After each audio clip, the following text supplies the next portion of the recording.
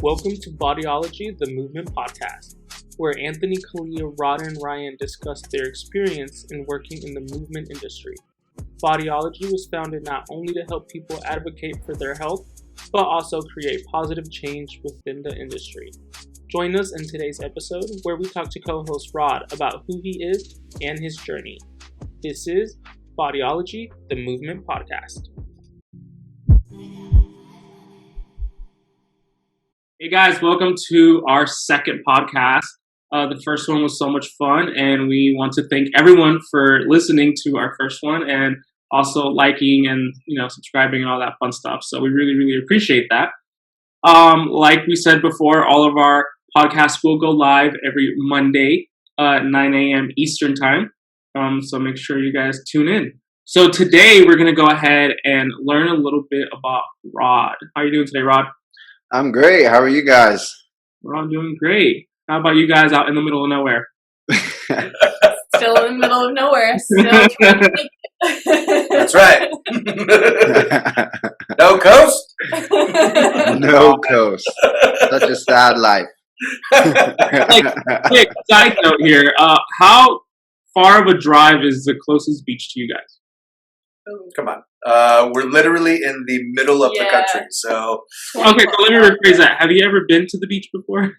Come on, man. I lived in Phoenix. I lived in Phoenix. Okay, that's right, you did. Phoenix doesn't have a beach. Grandparents had a house in Mexico. We had a bunch of beach, no ocean. That's right. What? Hold on. What? How does that work? There's a lot of sand in Arizona. There's just no ocean. Yeah, but an ocean makes a beach. You had a lake. What you had was a lake. It doesn't even have lakes, I don't think. No, it's a bunch of mud puddles in Phoenix. So, but I did live in Northern California for years, and so I went to the ocean quite a bit. A lot of West Coast, yeah. All right. This is a podcast about Rod. Yeah, sorry. Sorry, my bad. The Florida man himself. That's right. Let's do it. All right, man. So tell us a little bit about yourself. All right. So like I said last week, I'm originally from Haiti. I moved to South Florida, the Miami, Fort Lauderdale area when I was about 2 or 3. Grew up down there, played sports my whole life. My mom's side of the family were also like nurses. I have a few doctors and some teachers as well. And when you mix those two together, you kind of get sports medicine, and that's what made me decide to go down this route. I live in Jacksonville right now, and I own Form and Function FST and Official LLC. Yeah, official LLC. I just got my EIN number a few days ago. Working on finally doing everything else, hopefully by tomorrow or next week. So, yeah. So, first of all, I've never asked you this, but is Rod your full name? Is it Rodney? Is it? No. So, funny story. My full name is Ives, like St. Ives. That's my first name. And my middle name is Rodler, Rodler. And my last name is Romelus. And actually, I'm one of 5 boys, and the 2 down from me, the middle child, his name is Rodney. Okay. But I didn't even know my first name was Ives until I want to say the 5th grade. What? Yeah, seriously.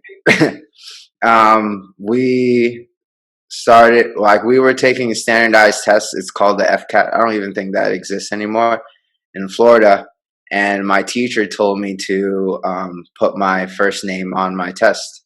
And I was like, I am. What are you talking about? So later that day, I went and told my mom, and she's like, oh, by the way, first name's actually Ives, not Rod or Rodler. I've always gone by Rod or Rodler my whole life.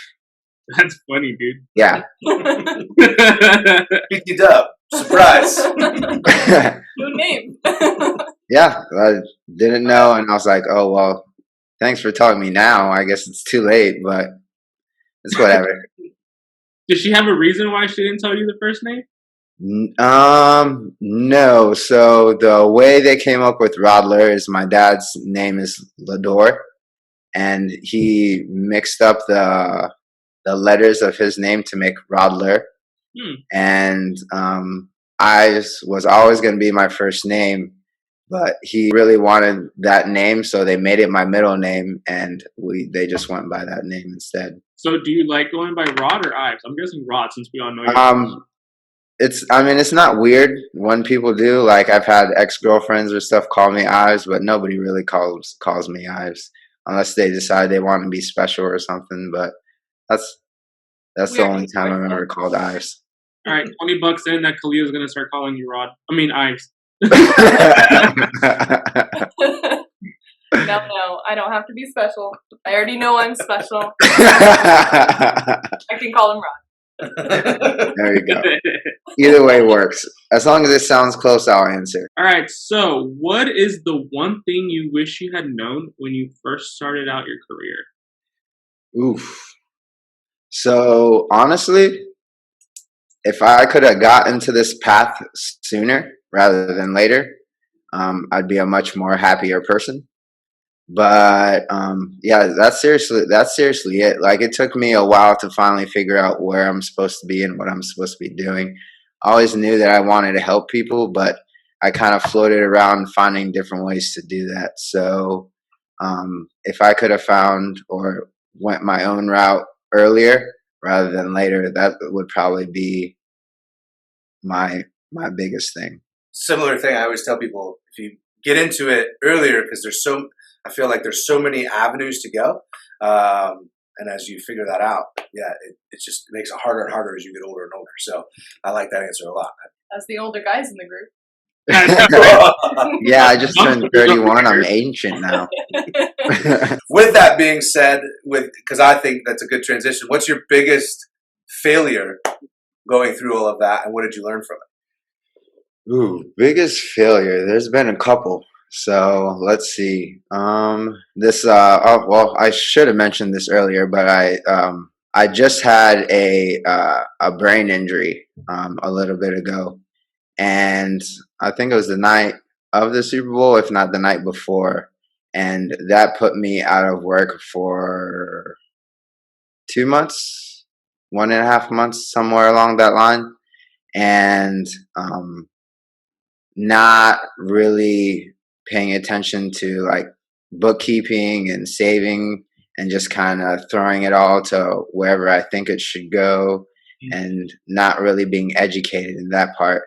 That luckily I had a bunch of awesome supporting friends that helped me out, and I was able to survive. But if that wasn't the case, I'd be completely screwed. So that, like, just bookkeeping, accounting, actually putting money towards things instead of just using it where I should be, and having saving plans and things like that. Like keeping a what's the word? Rainy day supply, or right, just in case something happens. And something did happen, and I was like, oh, what do I do now? But luckily, I was able to get through that pretty well in my book. But yeah, I think that was my biggest failure. You don't know what you don't know, right? Exactly. So you go through it. You just think it's always going to be there. Something else is going to happen. You're going to always be able to figure that out. So yeah, I'm a professional winger. So that's awesome. If I get paid for the job, I'd be making millions. But yeah. So going back a little bit towards your brain injury. Sorry, Kaleah, I know you had another question. No, go for it. Kind of like walk us through a little bit of that. How was like the rehab and everything to get you to where you are now? Because like now you're able to have like full blown on conversations. You're able to work and everything, and you weren't like that, month and a half ago. No, not at all. Like when it first happened. So I guess when it first happened, I just considered it a concussion, which a concussion is a very what's the opposite of severe? Very mild brain injury, and unfortunately, this is my 13th concussion. So, I mean, I was like, oh, I've had plenty of these. I know how to get it. I'll be good in like a month. I'll be good month tops. And that wasn't the case. I was actually in the ICU, and the doctor came in and told me that, I mean, I was in the hospital emergency room, and the doctor came in and told me that they had a room ready for me in the ICU. And I was like, ICU? Like, I'm just having a concussion. What's going on? And I forgot to mention that I was knocked out completely cold. Like, I was out of it the entire time. And the first thing I really remember her saying, like vividly, is that she had a room in the ICU for me. And it was, and I was like, why the ICU? And she goes that, oh, you had a brain bleed. You had 2 brain bleeds. You fractured the back. I think it's your temporal lobe, and you also dislocated this side of your jaw. And I was like, oh, yeah, I didn't know that. The nurse told me I had a concussion. So at that, when I got out of the hospital, I could barely walk on my own. I couldn't form complete sentences. Like, word finding was one of the most annoying things ever, because you have the word in your head, but you can't actually say it. And I've worked with patients like that or clients that had strokes and that had brain injuries and spinal cord injuries before. And now I understand and I can empathize with them about what exactly happened. And it's not a fun route, man. But luckily, through I've done all types of different therapies. Right now I'm in cognitive, physical, speech, and neuropsych therapy. So, and before that, I was also doing hyperbaric oxygen therapy, which I can probably thank most of my speedy recovery to, because I was able to get in there fast. Shout out to North Florida Hyperbarics. They really took care of me and helped that speeding process speed up a lot. There's a lot of people that had a worse, less severe outcome than I did, and they're doing a whole lot worse than I am. So I'm lucky to be where I'm at right now. You were worried. Me too. Oh, definitely scared there for you when you went ghost on us for Yeah, for a week we were like, we talk every day, dude. I real quick, I have 2 questions. Okay. A, if you don't mind, how did that happen? Okay. And B, this whole process of recovery, because I think oddly, as your brain is doing that, like, how has that affected your dream world? Like, has it made it more intense? Has it made it? Okay. So my story is not a good one at all. Oh, okay. I was in Tampa for the Super Bowl, and it was actually the night before the Super Bowl. So you missed the Super Bowl. Yeah, I missed the Super Bowl. I was in the hospital for the Super Bowl, and I was walking from one bar to the next, and I was talking to a friend and not looking forward, and there was a curb that was coming. Didn't realize there was a curb, and when I went to take a step, I stepped into air. So I kind of Charlie Browned it. Legs flew in the air and head smashed against the curb, and I was knocked out cold. Dang. And as far as dream world, I am a horrible sleeper. I love it, but I'm very bad at it. And with the 13-ish concussions, or now 13-ish concussions, I don't sleep that as well as I should. On a good day, I might get 6 to 8 hours of sleep, but it's not consistent. Like, I wake up in and out.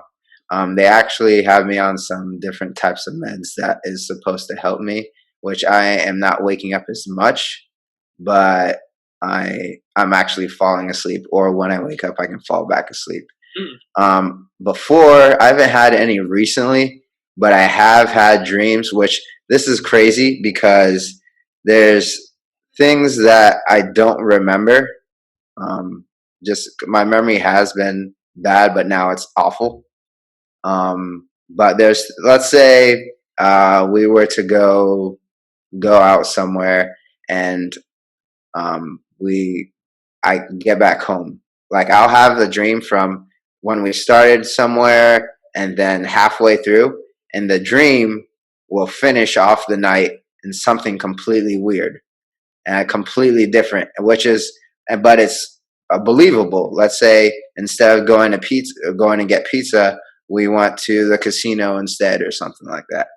And I'll be retelling the story, like, oh yeah, we went to the casino after, and they're like, and my friends would be like, no, that didn't happen. Yeah, so, and most of my friends are used to that by now, and I'll just be like, did this happen? And they'll be like, no, or they'll tell me the right version, but that's been happening for a good while now. I want to say a good 5 years, 6 years. Wow. Yeah, but as far as anything other than that, I don't know what the question was based for. If you have any information on that, but no, I'm always really interested in brain recovery and brain function in general. So with that happening, your brain's basically on overload all the time. Oh, yeah. To heal, right? So I didn't know if that like kicked up your dream cycle or made it like super lucid or anything else like that. So. Man, I wish. I wish. I can tell you what though, I had for after I was able to start moving again, I would get these random muscle spasms where my body would lock up, and it's kind of like those baby goats when you scare them and they just kind of fall over. That was exactly what happened to me. Like, I'd go from sitting to standing, and then I get this shooting pain down my back and through the back of my legs, and I would just like sit there in like pain and then collapse as soon as it was done. Dang. Sometimes I'd fall like backward to where I was going. Sometimes I'd fall to the side. But not every time I fell, because sometimes it would be mid-step, and then I'd have someone to hold on to. But, yeah, it didn't feel so great. Luckily, thank the Lord, those are gone. I'm glad you're, like, doing so much better, though, man. Honestly. Yeah, me too. Me too. Like, I'm so proud of you, like, how far you've come. Thank you. I appreciate that. It's like, now, you have, like, a whole LLC, and you're, like, working on your business. You're like, all right, where did I leave off? Like, just nothing happened. Just keep exactly. It's just like, that's awesome. You just gotta roll with the punches, I guess. You can't just dwell on everything bad that's happened, or else no one would get anywhere. Right. 13 concussions. Don't get punched at all anymore, though. Yeah. Seriously. None of them have been through fights. That's the thing. Most of them have been through sports. I'm one of those people that will give 500% on a pickup game. So you're very competitive, aren't you? Yeah, I'm the most competitive person you probably ever meet. Oh, here's a question for you. What happens if you get another concussion? Well, there's it's not that great. So this one was actually a TBI, so a traumatic brain injury. And this is my first, possibly second. My first one, the possible first one, I didn't go to the hospital for. I refused to go to the ambulance because I didn't have insurance that time. And but my head was cracked open. I woke up with a purple pillow the next day. It was not a good time. So I just consider that one might be one too. But it's basically your brain deteriorates even more. And there's also I think it's called second concussion syndrome, which is while you have a concussion, you get another one, and there's a possibility of death and other things with it as well. But nothing great can come out of another concussion. It's not like I'll die or anything, but it's not a good outcome. Right. Right. Like I can imagine like a car accident, which is ooh. Yeah, that's like getting in a car accident. 2 of them have come from car accidents. Oh man. So with your recovery, but also for your clients, what would you say your favorite therapies are? Like what would you say help the most for you? And then in your practice, what do you generally like to recommend or do? So you mean for me, or with my brain injury, or with my clients? Both. So just favorite therapies for you personally, and then also for your clients. For me personally, I'm a PTA, so I love high level PT. So when you get to include functionality or return to sport, that's actually my favorite, because you get to just, let's say, for example, you have a shoulder injury, but you love to kayak. Like I remember being in my clinical rotation, I had this lady bring in her, I don't know her oar. Is that what it's called? Yeah, bring in her oar. And I literally tied resistance bands to each end. And luckily my arms are long, so I was holding both sides while she was paddling, just to see if she could do it and get back to something she loved. And that, for me, one thing that I learned is physical therapy is basically having fun playing. So if you can, it's the same way when you do physical therapy for kids, why not do it the same way for adults? So when you are at that high, when you are close to discharge and you want to include functionality, what do you do for fun? Do you like playing tennis? Do you like hiking, or whatever it is? We can include that into your physical therapy. So, and that's another reason to get people to come back also. Usually that's when people skip out, like, oh, I'm almost done. I'll be done. I'll just finish off. And then you show them something that they can't do on their own, or they can't recreate by themselves. And they're like, oh, well, maybe. And you show them that they're at their deficit still. They're not completely healed, or their strength hasn't completely caught up. And that shows them that, yeah, maybe I still need to be here. And the value is so much more when somebody really loves something, right? Oh, yeah, for sure. For sure. Very incentivizing. Yeah. And what was the second part of the question? Sorry. Brain injury, With clients. Well, so like personally, you like high level things, but with, I guess it's kind of the same, right? Yeah. Same thing. Same along the same lines. I'm a PTA, so I can't perform PT on my clients, but I do have a whole bunch of jiu-jitsu. I do work with a jiu-jitsu clinic. I'm a jiu-jitsu gym. Sorry, and I have one client that has frozen shoulder, and he's trying to get back into activity. So I'll do the same thing with him, and I'll be like, all right, don't use your good arm today, and you can only use your bad arm, because obviously when you have frozen shoulders, it's from you babying or not using that limb. So I'm like, all right, you can only use your bad arm today. Or when I see someone rolling with him, I'm like, all right, make sure you attack that left side. So things like that I like to do, and it makes it more fun and more interesting for them while they are recovering as well. Right. It doesn't feel like a regular recovery thing, you know? Yeah.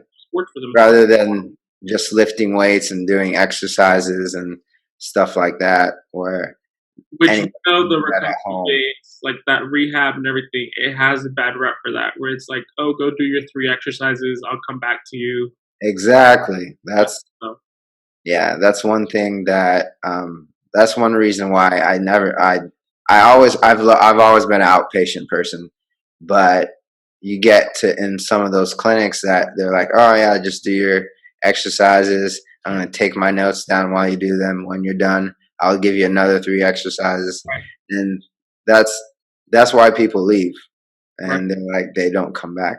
But when you can give them something fun, like one thing I used to do with some of my patients, especially shoulders, I used to bring in boxing gloves and box with them. and get them to basically use that shoulder in something that they've never done before. Obviously, at a very lower pace and lower energy output, but still. And then they notice, like, oh wow, my shoulder really isn't where it needs to be. Like, I can do this with this arm, but I can't do it with the other. Right. So I'll just jump to the last question that I had written down, and then I'll go back to the other ones because that kind of goes with this one. So what's that one common myth that you want to kind of break away in the field?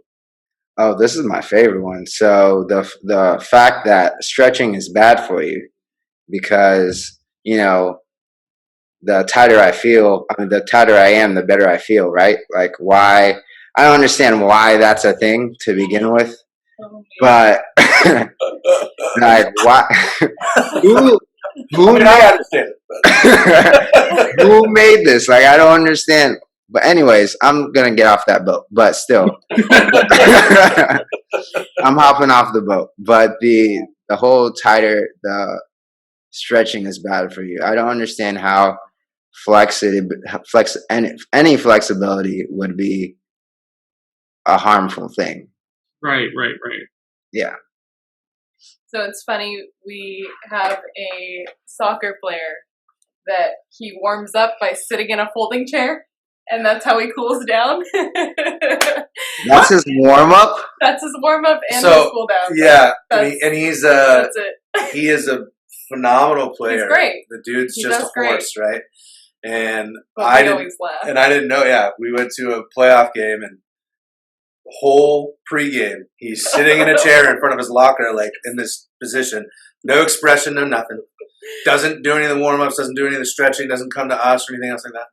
And then after the game, Same thing. sits back in his chair, and he just the same look on his face, everything. And I'm like, this guy, like, how do you go play soccer like that? It's ridiculous. So, What's his explanation for that?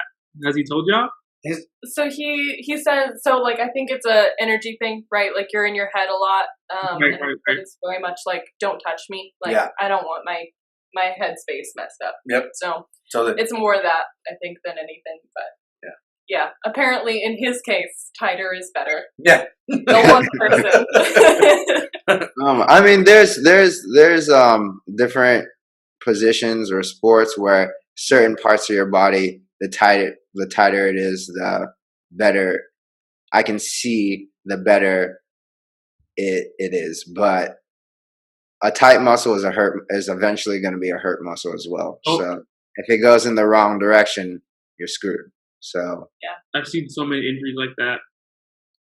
Where I'm just like, You're the CrossFit guy too. I love my CrossFit people. The hardest thing is telling athletes, like, hey, you need a rest day. Oh my goodness. And then it's a bittersweet moment when you tell them that. They ignore you, they go get hurt, and then they're back on your table, and you're like, can I say it? Can I say it? And then they just look at you like, don't even say it. I know what you're going to say. How do you think I'm like, you're out for 2 weeks. No gym for you. Like, it is what it is. The fighter, you're like, am I going to get punched now? Or Yep. how angry are we? You start attributing your work to their success, Yeah. and then they're like, they free for all. That's a good little tip there. I started counting every person that I work on pregame, and if they got a goal in the game, like, hey. and I'm like, hey, the 6 out of 8 guys that I worked on today, they scored. So Like, everyone's probably come here. That's a good way to market yourself, to be honest. Who scored that didn't get stretched? Nobody. So you should probably come see us more often. So we kind of got through some of the serious ones, I think, that have to do with your career, those sorts of things. On the subject of like recovery based, like what would be your ultimate recovery day? My ultimate recovery day. Definitely stretching in a hot tub. I now have that ability. I started going what's it called, LA Fitness, and they have a big enough hot tub where I can just spread my limbs wherever I want to go and stretch, because it gets me warm. It feels nice with the sore muscles, and you can do the same thing in a sauna, but I like the hot tub better because it feels nice. It feels nicer to me. I can get out when I want, and then I'm not sweating my butt off. So that's my biggest recovery. And also, I'm a big cheat meal person, so a little bit of ice cream at the end of that, and we're good to go. A little reward.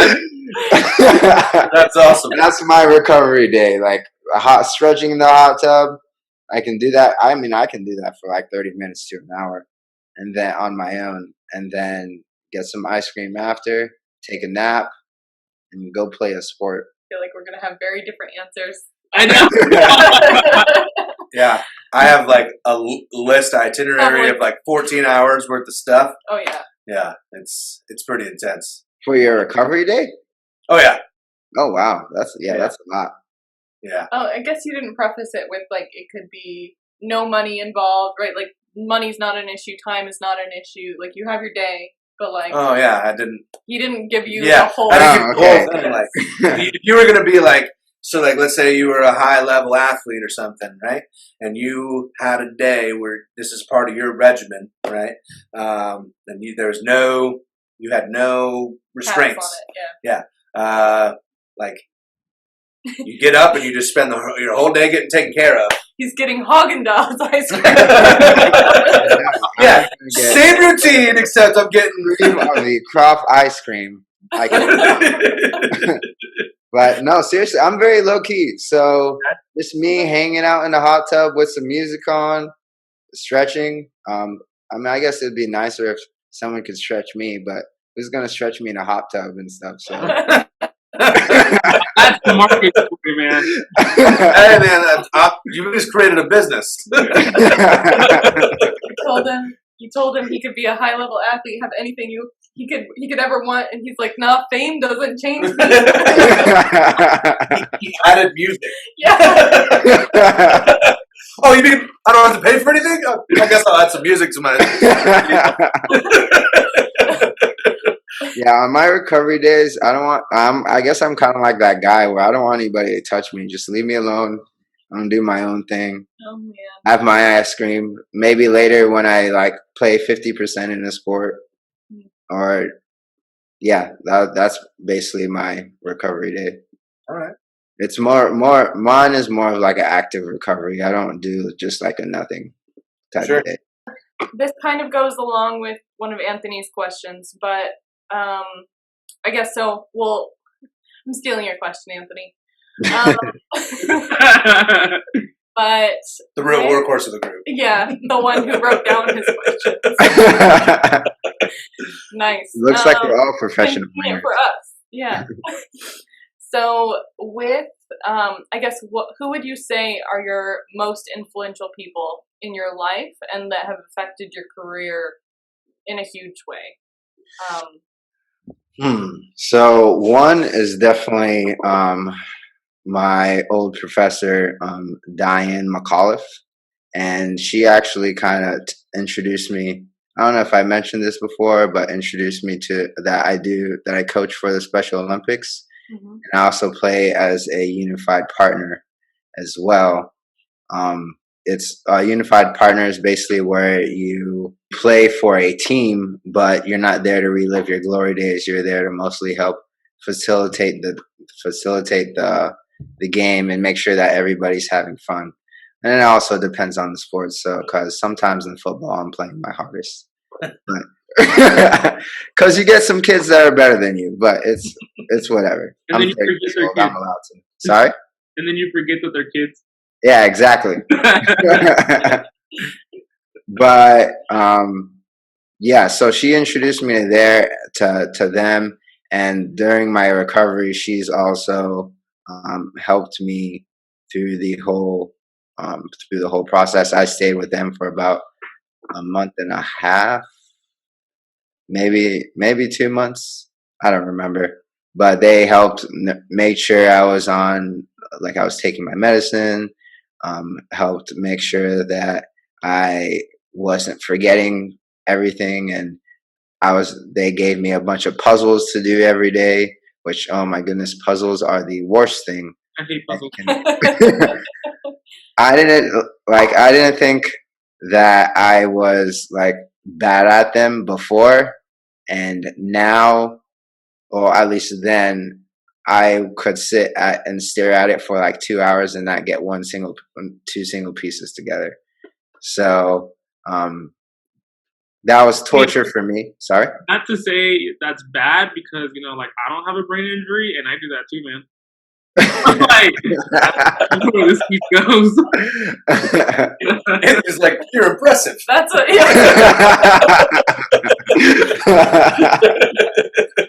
He's like, yo, 2 pieces. No, we do the same. We don't do puzzles for a reason. Yeah, no, I realize why I don't do puzzles, and that is one of them. Sudoku is another thing that drives me absolutely insane. Oh, what? I love Sudoku. Sudoku? I always say that wrong. Sudoku. Yeah, I absolutely hate it. The thing I hate the worst is, all right, skip that. I'm getting back on track.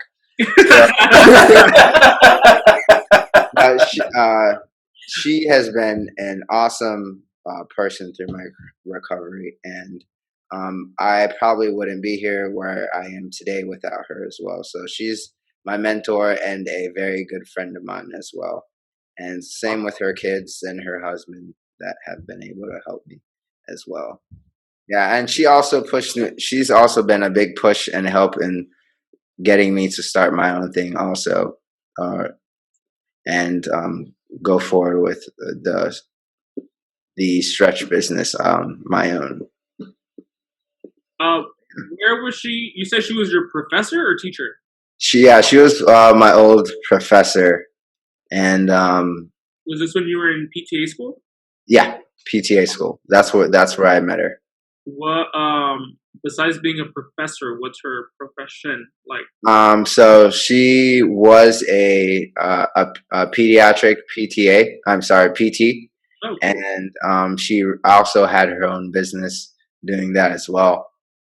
And now oh my goodness, she has so many different titles. I don't even know where to begin. She's the director of I want to say healthy athletes for the Northeast Florida. For the Special Olympics. Healthy athletes is where you get all your screenings when you go to the events. Like they do,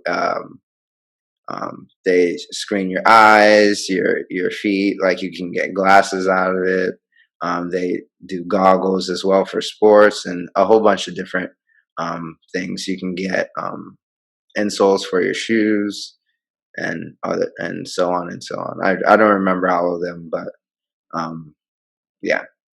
Oh, sorry. I got one more. So when I first moved to Jacksonville, my 10th grade math teacher, or geometry teacher, Renee McNulty, has also been a awesome influence in my life.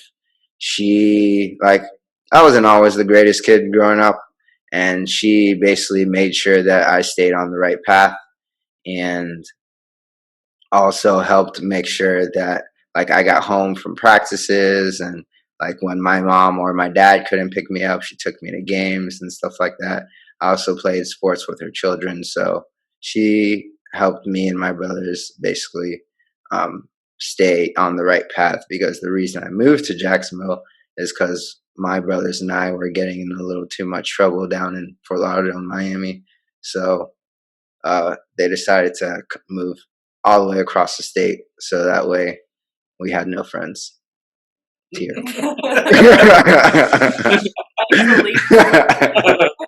Yeah. But yeah, those two have been a really big influence in my life. I still keep in contact with my 10th grade math teacher also. I just saw her for Thanksgiving a little bit ago. Oh, that's cool. Yeah.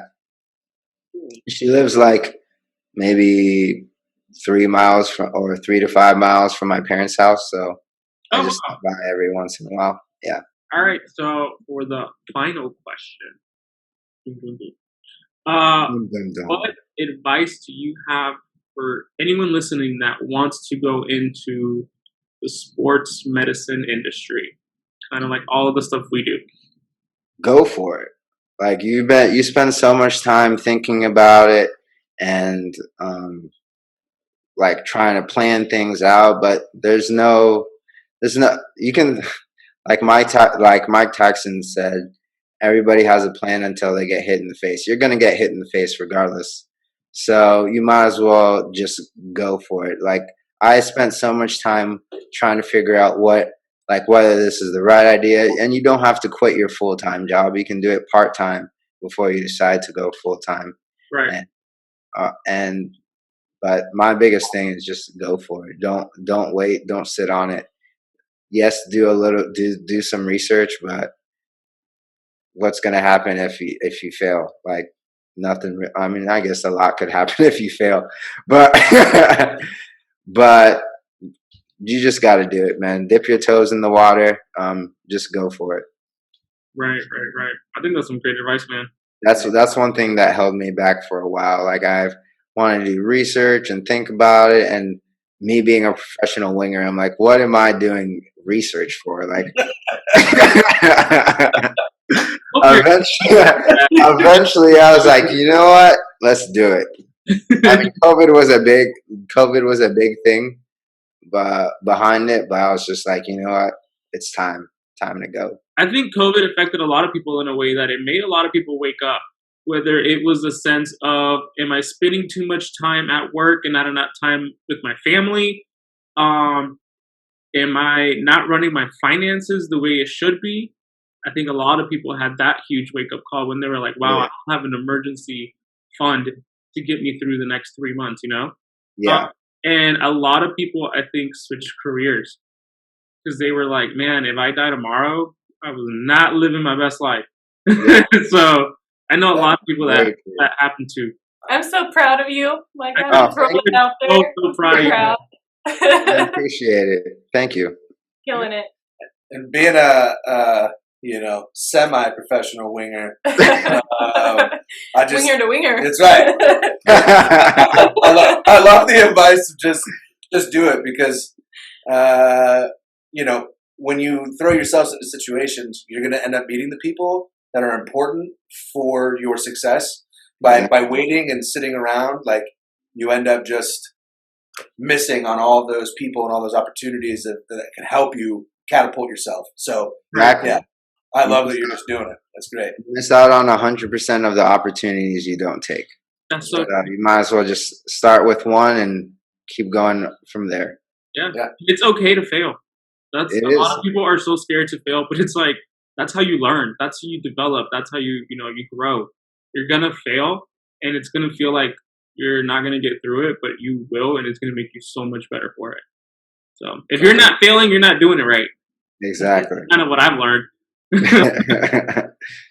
Well, all right, man. Well, I think that will kind of end up with our podcast for the day. Next week, we are going to be talking to Kaleah and learning a little bit about her. I know. What? And go from there. Rod, what's your Instagrams and stuff so people can follow you on social media? So it's not really up yet, but follow me anyways. I will be posting things. Soon.